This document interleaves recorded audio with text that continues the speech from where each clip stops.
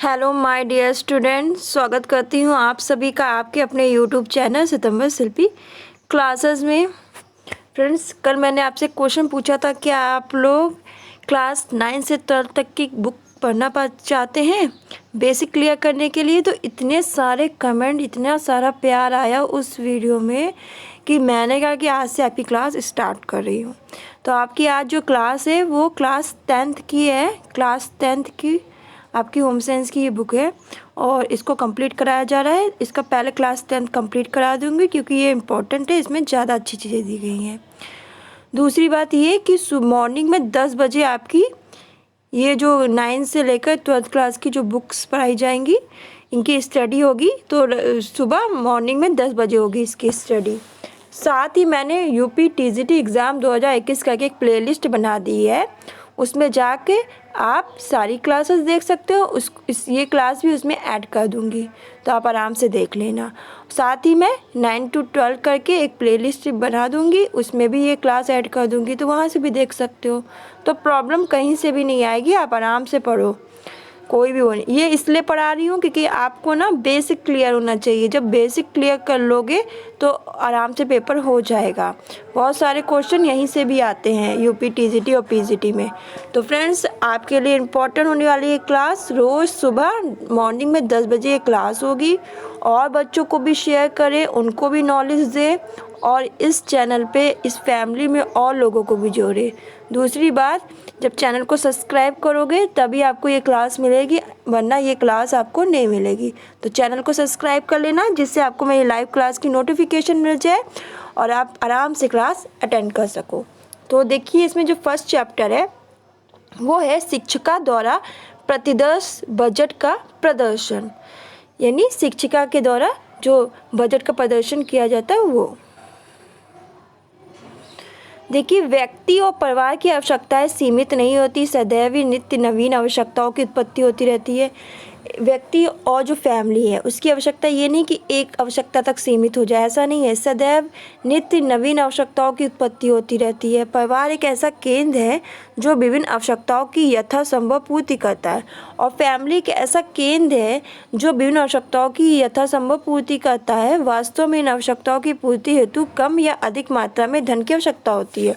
और देखिए, आवश्यकताओं की पूर्ति करनी है, नीड की पूर्ति करनी है तो कम या अधिक मात्रा में जो मनी है उसकी आवश्यकता होती है।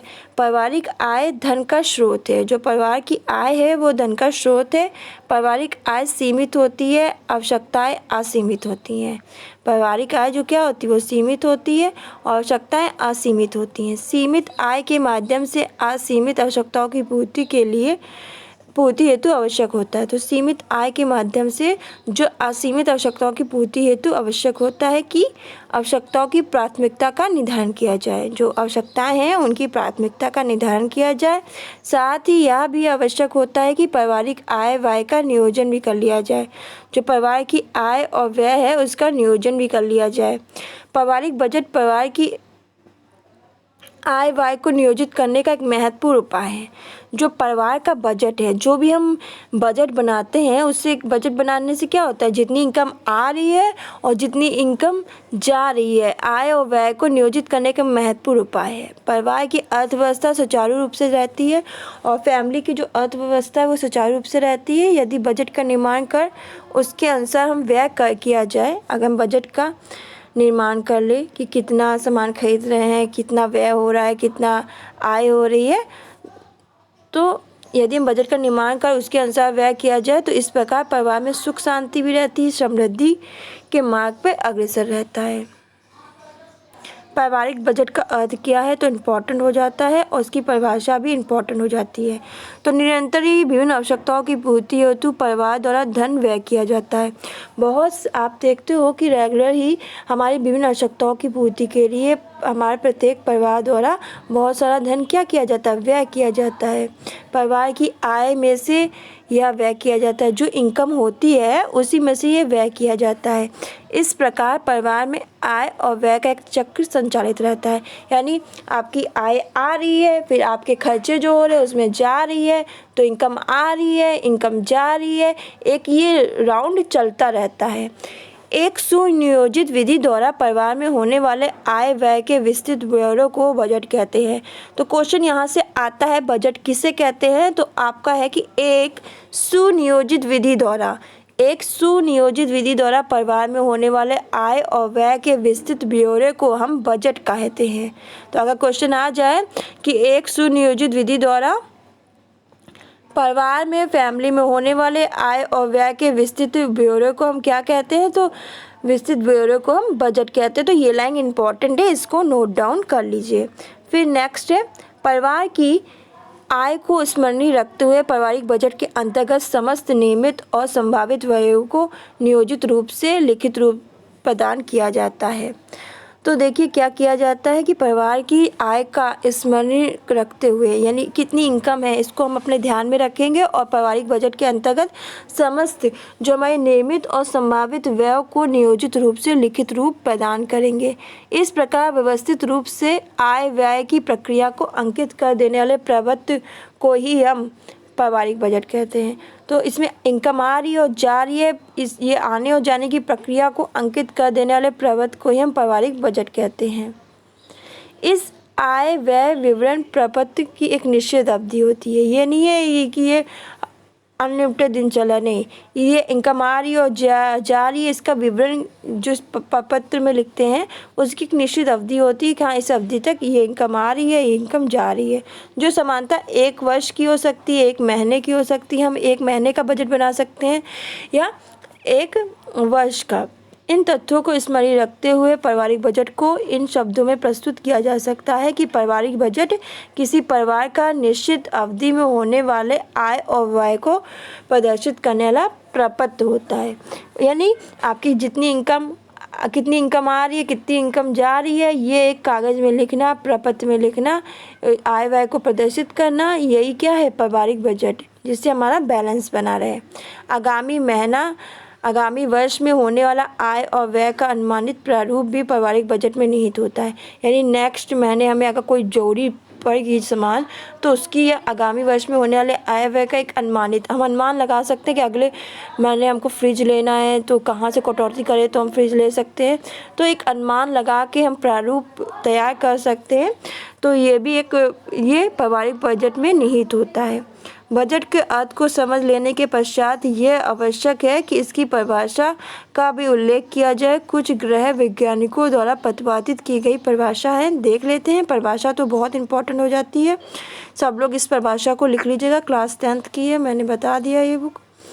तो वेबर ने बताया है कि पारिवारिक बजट के अर्थ के स्पष्टीकरण हेतु उसकी उपयोगिता को भी उल्लेख किया गया है।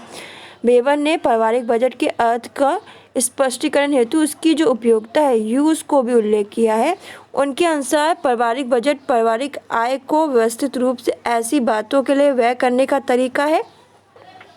तो आपका पारिवारिक बजट है, जो पारिवारिक बजट है वो पारिवारिक आय जो हमारी परिवार की इनकम हो रही है उसको व्यवस्थित रूप से ऐसे बातों के लिए व्यय करने का तरीका है जिससे कि अधिकतम सदस्यों के सुख कल्याण में वृद्धि हो सके। पारिवारिक बजट असावधानी पूर्वक तथा अव्यवस्थित रूप से खर्च करने के तरीके के स्थान पर योजनाबद्ध और विवेकपूर्ण रूप से व्यय को प्रतिस्थापित करने का तरीका है। तो ये किसने कहा? वेबर ने। इसको मतलब नोट डाउन कर लीजिए, इंपॉर्टेंट है। पेपर में परिभाषा पूछी जाती है तो अगर पूछ ली जाए तो गलत करके मत आइएगा।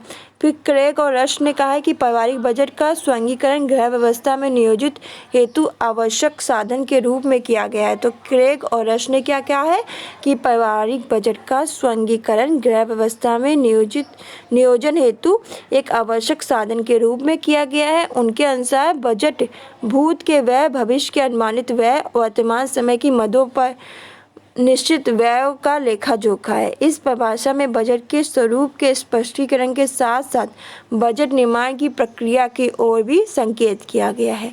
बजट के निर्माण हेतु 3 मनुष्य बातों को स्मरण रखा जाता है। पहला, जो भूतकाल में जो हुआ है व्यय, भविष्य में होने वाले व्यय का अनुमान, आधुनिक समय में वास्तव में होने वाला व्यय।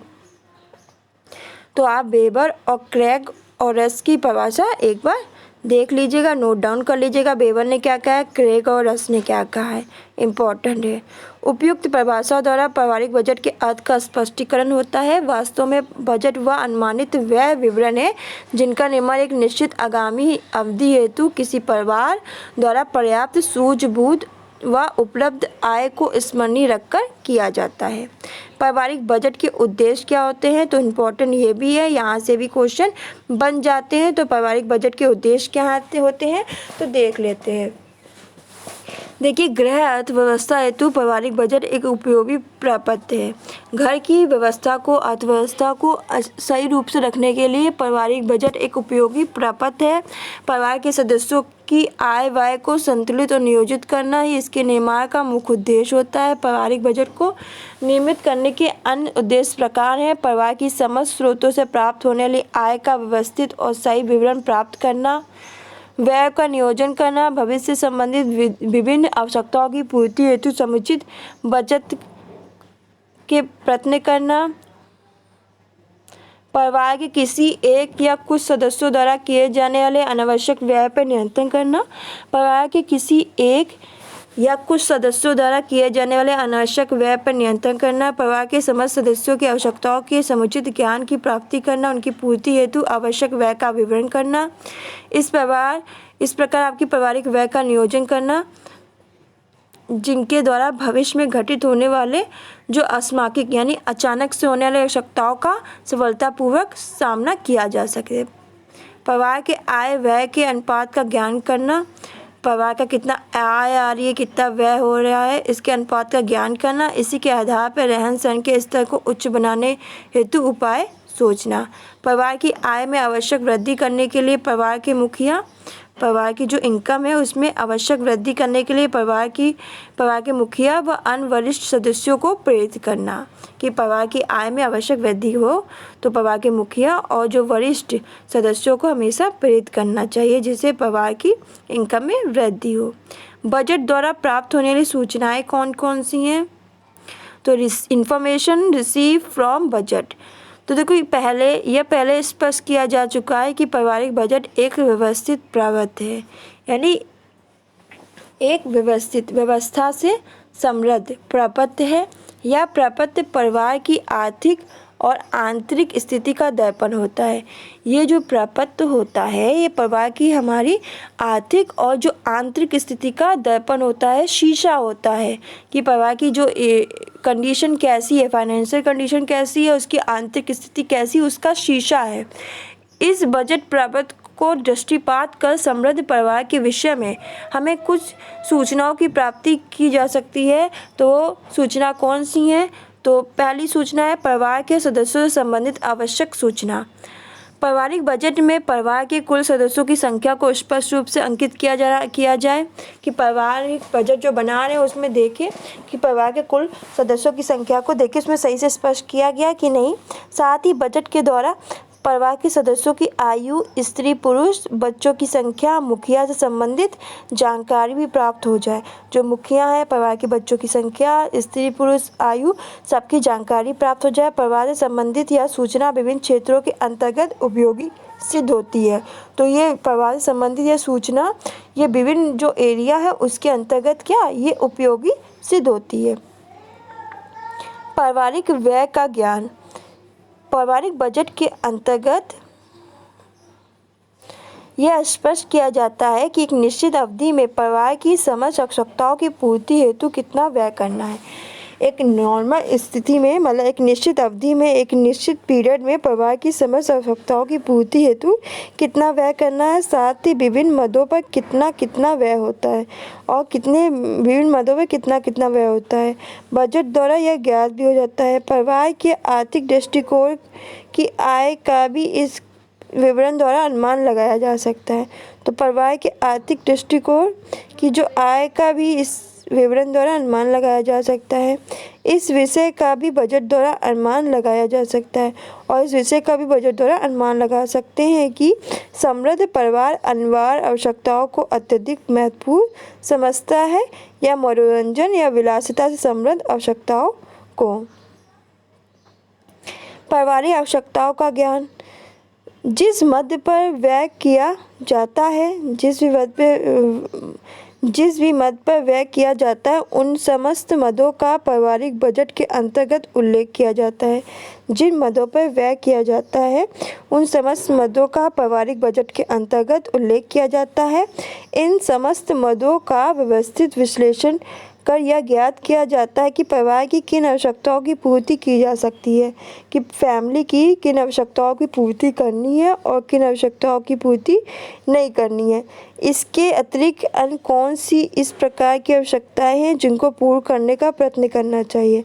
साथ ही हम ये भी देखते हैं ऐसी कौन सी आवश्यकताएं हैं जिनको पूर्ण करने का हमें प्रयत्न करना चाहिए। बजट की अवधि से संबंधित सूचना। एक निश्चित अवधि हेतु प्रत्येक पारिवारिक बजट का निर्माण किया जाता है तो यह अवधि एक दिन, एक माह, सप्ताह अथवा वर्ष कुछ भी निर्धारित की जा सकती है। तो पूछा जाता है बजट, पारिवारिक बजट बनाते समय ये कितनी अवधि का होना चाहिए, तो एक दिन का भी हो सकता है, एक माह का भी, एक सप्ताह का भी और एक वर्ष का भी निर्धारित किया जा सकता है। बजट की अवधि का बजट के प्रबंध के अंतर्गत स्पष्ट रूप से उल्लेख किया जाता है। बजट की अवधि से संबंधित सूचना भी बजट के अवलोकन द्वारा प्राप्त की जाती है। पारिवारिक बजट की ज्ञान। परिवार की कुल आय और कुल व्यय का भी पारिवारिक बजट में उल्लेख किया जाता है। आय व्यय के आंकड़ों के आधार पर स्पष्टीकरण हो जाता है कि एक निश्चित अवधि में परिवार द्वारा बचत की गई है तो वह कितनी है। पारिवारिक आय का ज्ञान। तो परिवार की कुल आय को स्पष्ट रूप से पारिवारिक बजट के अंतर्गत अंकित किया जाता है। परिवार की टोटल कितनी इनकम है उसको स्पष्ट रूप से पारिवारिक बजट के अंतर्गत अंकित किया जाता है। इसके द्वारा आय के विभिन्न स्रोतों को समुचित जानकारी प्राप्त हो जाती है। इससे क्या होता है, इसके द्वारा आय के विभिन्न स्रोतों की भी जो समुचित है वो जानकारी प्राप्त हो जाती है। पारिवारिक आय की सही जानकारी का सुचारू गृह व्यवस्था हेतु विशिष्ट महत्व है। तो पारिवारिक आय की जो परिवार की इनकम है उसकी सही जानकारी का सुचारू गृह व्यवस्था हेतु विशिष्ट महत्व है। परिवार की आर्थिक स्थिति, रहन सहन के स्तर का भी पारिवारिक आय की सही जानकारी हेतु अनुमान लगाया जा सकता है। फैमिली की जो आर्थिक स्थिति है, जो फाइनेंशियल कंडीशन है, उनके रहन सहन के स्तर का भी पारिवारिक आय की सही जानकारी द्वारा अनुमान लगाया जा सकता है कि क्या उनकी फाइनेंशियल कंडीशन है, रहन सहन का स्तर कैसा है। फिर आप हम लोग पढ़ेंगे पारिवारिक बजट होता क्या है, पारिवारिक बजट के प्रकार क्या हैं। पारिवारिक बजट इम्पोर्टेंट है। पारिवारिक बजट के प्रकार कौन कौन से हैं, तो मुख्य रूप से बजट के तीन तत्व होते हैं, आय, व्यय और बचत। लिख लीजिए, मुख्य रूप से बजट के कितने तत्व होते हैं, तो मुख्य रूप से जो बजट है उसके हमारे तीन तत्व होते हैं, आय, व्यय, बचत। इन तीनों तत्वों की प्राथमिकता के क्रम में पारिवारिक बजट के अंतर्गत अंतर होता है। तो इन तत्वों की जो प्राथमिकता है उसके क्रम में पारिवारिक बजट के अंतर्गत अंतर होता है, जिस कारण बजट के स्वरूप और प्रकार में भी परिवर्तन आ जाता है। इस तथ्य के आधार पर पारिवारिक बजट के तीन प्रकारों का निर्धारण किया जाता है और इस तथ्य के आधार पर ही जो पारिवारिक बजट है उनके तीन प्रकार का निर्धारण किया जाता है। पहला है संतुलित पारिवारिक बजट। संतुलित पारिवारिक बजट। तो संतुलित पारिवारिक बजट वह बजट होता है जिसके अंतर्गत आय के समान व्यय का प्रावधान किया जाता है।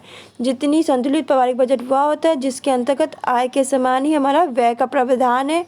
कोई भी परिवार इस प्रकार के बजट की व्यवस्था होने पर बिना कर्ज के ही अपनी आवश्यकताओं की पूर्ण कर सकता है।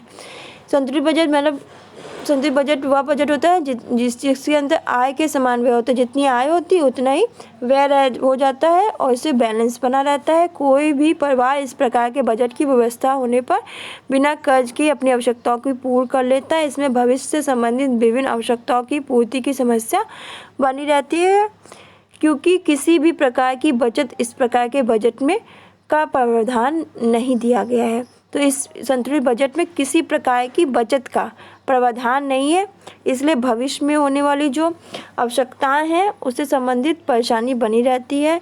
पारिवारिक भविष्य इस प्रकार के बजट की व्यवस्था होने पर सुरक्षित नहीं रहता।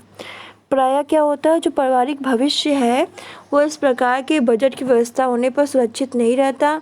इस तथ्य को स्मरण रखते हुए संतुलित बजट को उत्तम बजट नहीं समझा जाता, वरन एक काम चलाऊ बजट समझा जाता है।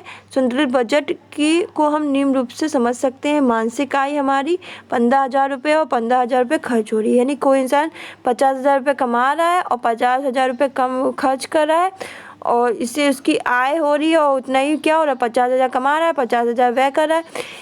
इनकम हो रही है, उतनी इनकम जा रही है, कोई बचत नहीं, कोई भी उनके पास कोई भी ऐसी चीज़ नहीं हो रही जिससे वो भविष्य में आने वाली समस्या या भविष्य में कोई भी सामान खरीद सके, क्योंकि जितना खरीद रहे हैं, मतलब जितना कमा रहे हैं उतना गवा रहे हैं, हटा रहे हैं, उतना ही व्यय कर रहे हैं। तो इसमें इनको क्या है, कुछ भी कोई बचत ही नहीं कर रहे हैं। जब बचत ही नहीं करेंगे तो भविष्य में कोई समस्या हो गई, कोई अचानक से खर्च पड़ जाएगा तो कैसे पूर्ति करेंगे। तो इस बजट में, संतुलित बजट में बचत का प्रावधान नहीं है, तो इस बात को ध्यान में रखिएगा। घाटे का पारिवारिक बजट। तो घाटे का पारिवारिक बजट में क्या होता है, जितनी इनकम है उससे भी ज़्यादा क्या हो जाती है, हमारा व्यय हो जाता है। तो घाटे का पारिवारिक बजट में क्या होता है, जितनी इनकम है उससे भी ज़्यादा हमारा व्यय हो जाता है।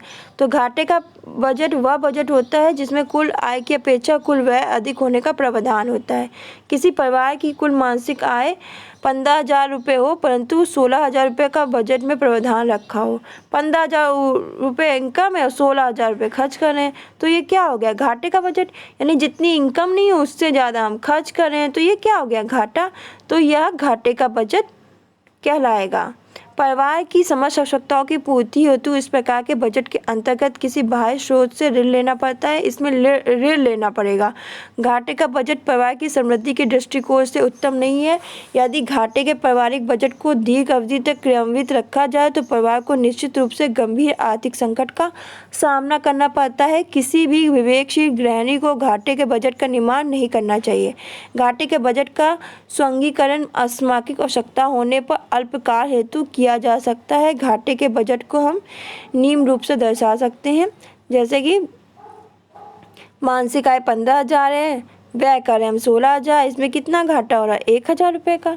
यानी 15,000 रुपये इनकम है और हम खर्च कर दे रहे हैं 16,000 रुपये, और उसमें कितना 1,000 रुपये में एक्स्ट्रा खर्च कर दे रहे हैं। तो हमें क्या, किसी से हम ऋण लेंगे, कर्जा लेंगे, तो ये क्या, घाटा हो गया। बचत का पारिवारिक बजट। तो सबसे अच्छा जो बजट माना जाता है वो बचत का पारिवारिक बजट होता है, इसमें बचत का प्रावधान है। तो बचत का पारिवारिक बजट वह बजट है जिसमें कुल आय की अपेक्षा व्यय का प्रावधान कम है। उदाहरण के लिए, यदि किसी परिवार की कुल मासिक आय 15,000 है परंतु कुल 14,000 व्यय करने का बजट में प्रावधान हो, तो यह बजट बचत का बजट कहलाएगा। परिवार की आवश्यकताओं की पूर्ति के साथ ही इसमें भविष्य की अनिवार्य व अकस्मिक आवश्यकताओं हेतु बचत का भी प्रावधान रखा जाता है। इसमें परिवार की आवश्यकताओं की पूर्ति की जाए, साथ ही भविष्य में कोई अनिवार्य या अचानक से कोई आवश्यकता आ जाए तो उसके लिए बचत का प्रावधान रखा जाता है। बचत के पारिवारिक बजट को सफल व उत्तम गृह व्यवस्था हेतु सर्वोत्तम बजट समझा जाता है। तो बजट के पारिवारिक बजट को सफल व उत्तम गृह व्यवस्था हेतु सर्वोत्तम बजट समझा जाता है। बजट को निम्न रूप से समझ सकते हैं, जैसे 15,000 रुपये इनकम है हमारी, 14,000 रुपये खर्च किया और 1,000 रुपये हमने बचा लिया। क्यों बचा लिया, कोई हमें अनिवार्य आवश्यकता पड़ जाए, कोई अकस्मिक आवश्यकता पड़ जाए, अचानक से कोई आवश्यकता पड़ जाए, उसकी पूर्ति के लिए क्या करेंगे, उसकी पूर्ति के लिए हम जब हमारे पास रुपये होगा, 1,000 रुपये जब हमारे पास बचा होगा तभी तो हम उसकी पूर्ति कर पाएंगे। तो 1,000 रुपये जो बचेगा तो वो हमारे भविष्य के लिए सुरक्षित रहेगा। फिर हमारी परिवार की बजट की प्रमुख मदें कौन कौन सी हैं। हमारी जो परिवार की बजट की जो मुख्य आइटम्स हैं वो क्या क्या हैं। जब हम बजट बनाते हैं तो हम क्या क्या चीज़ों को ध्यान में रखते हैं, तो आप देख सकते हो, औषधि है, चित्र के माध्यम से समझ सकते हो। औषधि है, घरेलू आवश्यक ज़रूरतें हैं, यात्रा है, बच्चे, पारिवारिक बजट में जब हम बनाते हैं तब वस्त्र, यातायात है, भोजन है, मनोरंजन है, इन सब का ध्यान रखते हैं। देखिए पारिवारिक बजट की प्रमुख मदें। तो पारिवारिक आय और व्यय का अनुमानित लेखा जोखा ही पारिवारिक बजट है। परिवार की कितनी आय आ रही है और परिवार की कितनी इनकम जा रही है, व्यय हो रही है, इसका एक अनुमान लगा के एक लेखा जोखा तैयार कर लेना पारिवारिक बजट होता है। इस स्थिति में आगामी समय में होने वाले जो आय और व्यय के विवरण का निर्माण अनुमान द्वारा किया जाता है। इस स्थिति में क्या होता है, जो आगामी समय में होने वाला जो आय है और व्यय है उसके विवरण का निर्माण हम अनुमान द्वारा करते हैं। उन समस्त मदों का बजट के निर्माण हेतु ज्ञान होना चाहिए जिन पर समान रूप से परिवार द्वारा व्यय किया जाता है। प्राथमिकता के अनुसार पारिवारिक बजट की प्रमुख मदों की रूपरेखा इस प्रकार है। सबसे पहले आता है हमारा भोजन और समृद्ध सामग्री। देखिए, भोजन को परिवार की मूलभूत आवश्यकताओं में से प्रथम स्थान प्रदान किया गया है। इस तथ्य को स्मरणीय रखते हुए भोजन और उससे समृद्ध सामग्री को पारिवारिक बजट के अंतर्गत सर्वाधिक महत्वपूर्ण और प्राथमिक मद के रूप में स्वीकार किया जाता है। भोजन से संबंधित आवश्यकताओं की पूर्ति पर परिवार की संपूर्ण आय का एक विशाल भाग व्यय किया जाता है। तो भोजन संबंधित आवश्यकताओं की पूर्ति पर परिवार की संपूर्ण आय का एक विशाल भाग व्यय किया जाता है। खाद्य सामग्री, दूध, घी आदि के अतिरिक्त इस मद में ईंधन में होने वाले व्यय का भी, जो ईंधन है उसमें होने वाले व्यय का भी समावेश किया जाता है। संतुलित व पौष्टिक भोजन परिवार के समस्त सदस्य, संतुलित और पौष्टिक भोजन परिवार के सदस्य होती मूलभूत आवश्यकता है। जो संतुलित हो और पौष्टिक भोजन है वो परिवार के सदस्यों के लिए मूलभूत आवश्यकता है। इस तथ्य को स्मरणीय रखते हुए बजट में व्यय का प्रावधान करते समय मद में जो अनावश्यक कटौती नहीं करनी चाहिए, कि मतलब हमें भोजन जो करना है पौष्टिक और पोषक तत्व से भरपूर भोजन करना है, ये सबसे महत्वपूर्ण और मूलभूत आवश्यकता है। तो इस तथ्य को ध्यान में रखते हुए बजट में व्यय का प्रावधान करते समय हमें इस मद में अनावश्यक कटौती नहीं करनी चाहिए कि हम पोषक तत्वों को भूल ही जाए। भोजन व संबंधित सामग्री के चुनाव, खरीद व संरक्षण, सूझबूझ और व्यय में कमी की जा सकती है। तो जब भी भोजन और संबंधित सामग्री के चुनाव करें, खरीद करें, संरक्षण में सूझबूझ द्वारा व्यय में कमी हम कर सकते हैं। यातायात, तो नियमित रूप से प्रत्येक परिवार के कुछ सदस्य को कहीं ना कहीं जाना हो पड़ता है। इस प्रकार यातायात के साधन आगमन और निर्गमन के लिए आवश्यक होते हैं, यानी यातायात के साधन आने और जाने के लिए बहुत जरूरी होते हैं। यदि वाहन स्वयं का है तो वाहन हेतु पेट्रोल मरम्मत पर व्यय करना होता है। यदि वाहन स्वयं का नहीं होता है तो रिक्शा किराया, बस, ट्रेन आदि के टिकट पर व्यय करना होता है। इस मद की भी बजट के अंतर्गत अवहेलना नहीं की जा सकती है। आप अगर भी यातायात से जाते हो तो अगर आप टैक्सी से जाओगे या बस से जाते हो तो आपको क्या पैसे पे करने होते हैं, तब आप जाओगे। और खुद की गाड़ी से जा रहे हो तो पेट्रोल भराना पड़ेगा। तो ये भी देखना कितना पेट्रोल भराने में कितना पैसा जा रहा है, या हम अगर दूसरा यातायात का साधन का प्रयोग करें तो उसमें कितना पैसा है महीने जा रहा है। वस्त्र पारिवारिक बजट की द्वितीय मद है। विशिष्ट सूझबूझ और वस्त्रों पर होने वाले व्यय को हम निर्धारित करते हैं। वास्तव में वस्त्रों पर जो भी व्यय किया जाता है उसकी कोई भी उच्चतम सीमा नहीं है कि उसकी कोई सीमा है। पारिवारिक आय और परिस्थितियों को स्मरणीय रखकर ही वस्त्रों की संख्या व उनकी किस्म को निर्धारित करते हैं। वास्तव में समुचित वस्त्र पारिवारिक रहन सहन के स्तर के निर्माण हेतु आवश्यक होते हैं, परंतु फैशन के कारण पारिवारिक बजट की अन्य किसी मद में कटौती, वस्त्रों पर अत्यधिक व्यय करना उचित नहीं समझा जाता। मकान व आवास से संबंधित आवश्यकता, तो मकान व आवास से समृद्ध आवश्यकताओं की पूर्ति का भी बजट के अंतर्गत प्रावधान करना चाहिए। यदि मकान स्वयं का न होकर किराए का है तो बजट में मासिक किराए का भी समावेश करना चाहिए। यदि मकान स्वयं का नहीं किराए का है तो बजट में जो हर महीना किराया देते हो उसका भी समावेश करना चाहिए। इसके अंतर्गत इस मद में बिजली, पानी के बिल आदि का भी समावेश करना चाहिए। यदि स्वयं का मकान निर्मित करने, क्रय करने की योजना हो तो आवास मद में भी उस प्रयोजन हेतु कुछ बचत करनी चाहिए। चाहिए। यदि स्वयं का मकान हो तो भी मकान व आवास मद हेतु व्यय का प्रावधान रखा जाए, क्योंकि इस मद के अंतर्गत गृह कर, बिजली जल के बिल के अतिरिक्त मकान की पुताई, अन्य रख रखाव समृद्ध व्यय का भी सम्मिलित किया जाता है। चाहे वर्ष में एक बार इन व्ययों को करना पड़ता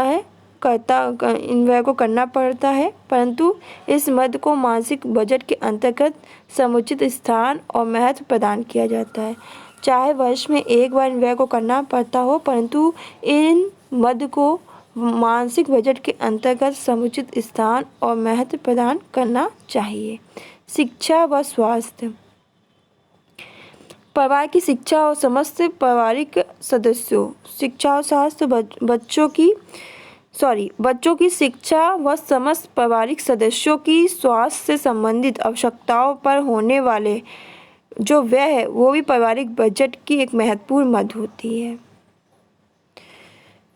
बच्चों की जो शिक्षा है, समस्त पारिवारिक सदस्यों की जो स्वास्थ्य संबंधित आवश्यकताओं पे होने वाले वह भी पारिवारिक बजट की एक महत्वपूर्ण मद होती है। विशेष रूप से पारिवारिक बजट की इस मद को ध्यान में रखा जाना चाहिए।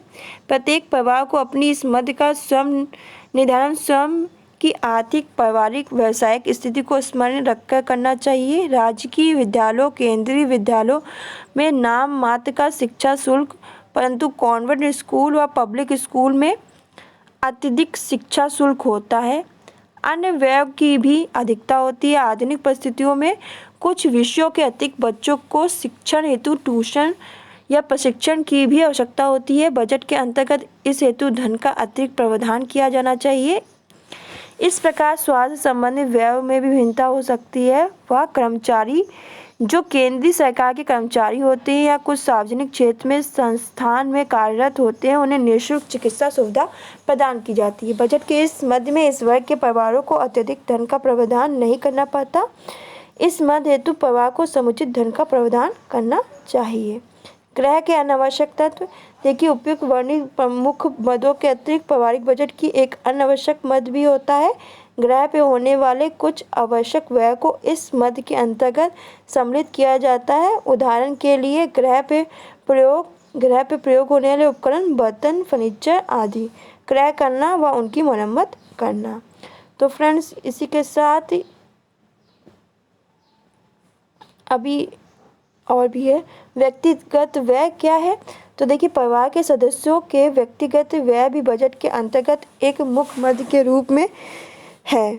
उन व्यय को इस मद के अंतर्गत सम्मिलित करते हैं जो व्यक्तिगत आवश्यकताओं की पूर्ति हेतु परिवार के मुखिया या अन्य सदस्य करते हैं। इसके अंतर्गत क्लब है, यानी व्यक्तिगत यानी खुद की निजी जो आवश्यकताएं हैं, जो निजी व्यय है, इसके अंतर्गत क्लब हो गया, रेस्टोरेंट हो गया आदि पे होने वाले व्यय के साथ मनोरंजन पे होने वाले व्यय को भी सम्मिलित किया जाता है। चाय, कॉफ़ी, पान, सिगरेट आदि पर भी कुछ व्यक्तियों द्वारा पर्याप्त धन व्यय किया जाता है। बजट का निर्माण करते समय इन व्यय को भी ध्यान में स्मरण में रखा जाता है। बचत।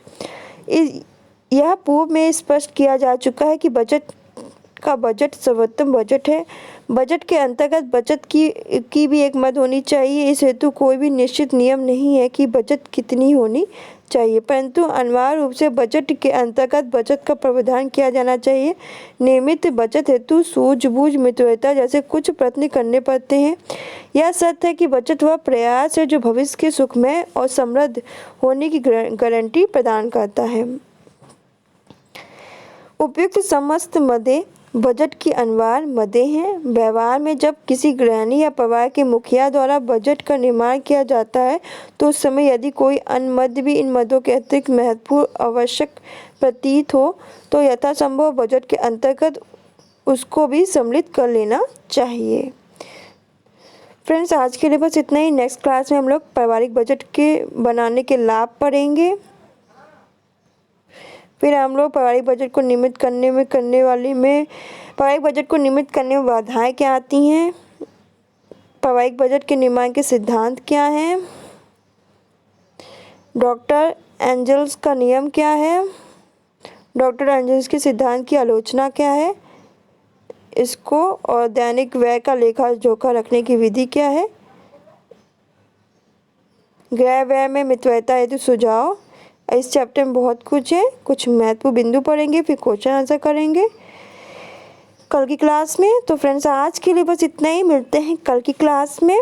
तो इसका जो नेक्स्ट पार्ट है उसको कंप्लीट करेंगे। कल जो हम लोग स्टार्ट करेंगे वो हम लोग स्टार्ट करेंगे हाँ, पारिवारिक बजट बनाने के लाभ, यहाँ से स्टार्ट करेंगे हम लोग। तो फ्रेंड्स कल सुबह 10 बजे, मॉर्निंग में 10 बजे आपकी क्लास होगी, तो मॉर्निंग में 10 बजे लाइव आ जाइएगा। और 10 बजे रोज़ सुबह मॉर्निंग में 10 बजे मैं क्लास 9 से लेकर 12th क्लास वाली जो बुक्स हैं वो पढ़ा दूँगी। आप लोग इंपॉर्टेंट पॉइंट नोट डाउन कर लो, एक बार बस रीड कर लो, जिससे आपको सब कुछ क्लियर हो जाए। तो फ्रेंड्स आज के लिए बस इतना ही, मिलते हैं नेक्स्ट क्लास में। धन्यवाद।